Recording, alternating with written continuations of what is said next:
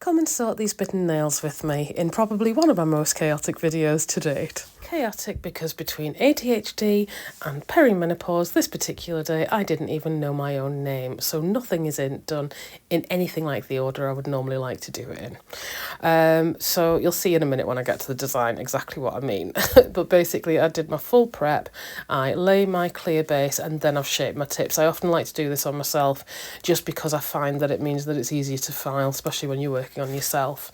So I'll do the clear base layer first. I've gone in on the base of the nail with some foils using like a foil glue, and then I have done anything that's like a cutout, so where I've got my French nail, where I've got the cutout on the middle nail, where I'm doing the ombre, anything that really needs a lot of encapsulating I've tried to do first, just so I'm not getting any bits when I do come to filing in the actual nails. And I mean, for context, I've done 2 triple ombres, a cutout, a French and an ombre nail all in one set on myself. What I'm going to do is I'm going to do the full video so you can see the full set, hopefully in some semblance of order, on one of my other channels, so make sure you're following me everywhere.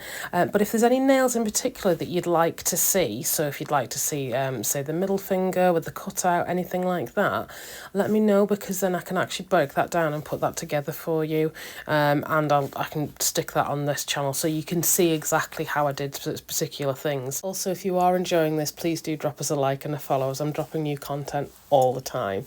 But yeah, the final set's just coming up now. I hope you like them, and if you do have any questions, let me know in the comments. Thank you so much for watching, and you have a wonderful day now. Bye.